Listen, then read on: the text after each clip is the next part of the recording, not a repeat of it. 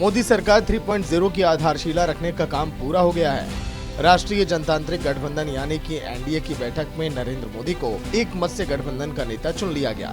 पुराने संसद भवन के सेंट्रल हॉल में हुई इस बैठक में बीजेपी अध्यक्ष जेपी नड्डा ने स्वागत भाषण दिया। इसके बाद रक्षा मंत्री राजनाथ सिंह ने प्रधानमंत्री पद के लिए नरेंद्र मोदी के नाम का प्रस्ताव रखा, जिसका गृह मंत्री अमित शाह, जेडीएस अध्यक्ष कुमारस्वामी ने समर्थन किया और नितिन गडकरी ने अनुमोदन किया। काम को और अधिक गति देने के लिए मोदी जी से बेहतर और कोई दूसरा नाम नहीं हो सकता है।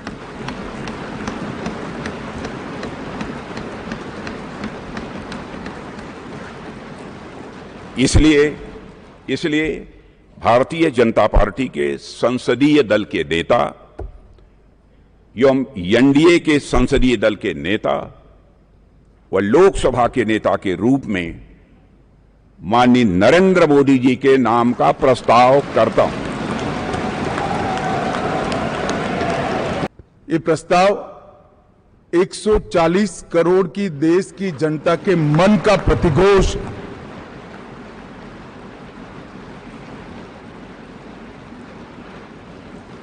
कश्मीर से कन्याकुमारी और कामाख्या से द्वारका तक इतने विस्तृत भूभाग के अंदर देश के हर कोने से, हर तहसील से, हर कॉन्स्टिट्यूएंसी से एक आवाज सामान्य रूप से उभर कर आई है कि इस देश का नेतृत्व अगले 5 साल के लिए श्री नरेंद्र मोदी करें।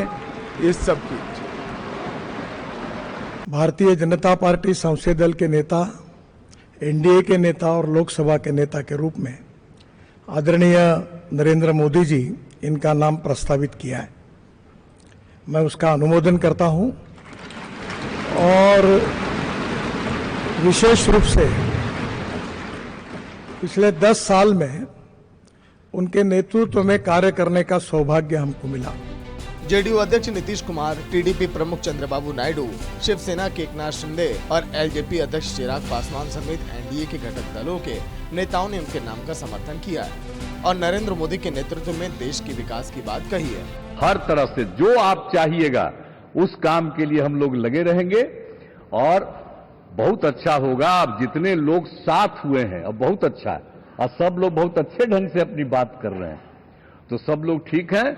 हम मिल करके सब लोग चलेंगे और हम लोग पूरा आपके साथ रहेंगे और आप पूरे देश को कितना आगे बढ़ाएंगे ये बहुत खुशी की बात होगी। यही हम लोगों को कहना है और मेरा आग्रह यही है कि जल्दी से जल्दी आपका काम शुरू हो जाए, शपथ ग्रहण हो जाए। अब आप एतवार को करने वाले हैं तो हम तो चाहते थे कि आजो हो जाता तो अच्छा था। Today India is having a right leader, right time. That is Narendra Modi.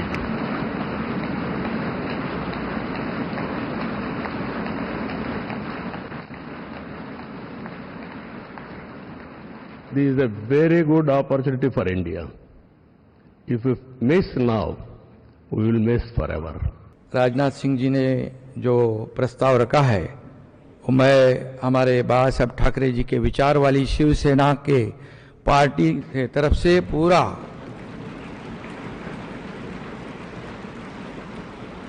समर्थन देता हूं और पिछले 10 सालों में हमारे आदरणीय प्रधानमंत्री जी ने इस देश का विकास किया, इस देश को आगे बढ़ाया, इस देश का नाम पूरी दुनिया में रोशन करने का काम किया।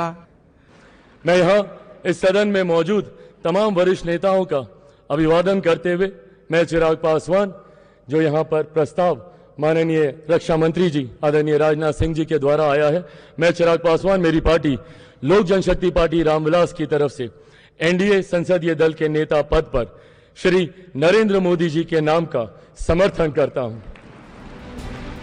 लोकसभा चुनाव में बीजेपी को 240 सीटें मिली हैं। यह बहुमत के आंकड़े 272 से 32 सीटें कम है। हालांकि एनडीए ने 293 सीटों के साथ बहुमत के आंकड़े को पार कर लिया।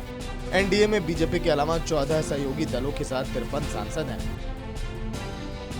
टीडीपी के पास 16, जेडीयू के पास 12, शिवसेना शिंदे के पास 7, एलजेपी के पास 5, जेडीएस के पास 2, जनसेना पार्टी के पास 2, आरएलडी के पास 2, आजसू के पास 1, हम के पास 1, एनसीपी के पास 1, अपना दल के पास 1, एजीपी के पास 1, एकेएम के पास 1 सीटें हैं। वहीं यूपीपीएल के पास भी 1 सीटें हैं। खबरों की माने तो एनडीए को 10 निर्दलीय उम्मीदवारों का भी समर्थन मिला है, जिससे एनडीए ने 300 का आंकड़ा पार कर लिया। अब देखना यह है कि नए मंत्रिमंडल में किन नए चेहरों को मौका मिलता है। ब्यूरो रिपोर्ट, सूर्या समाचार।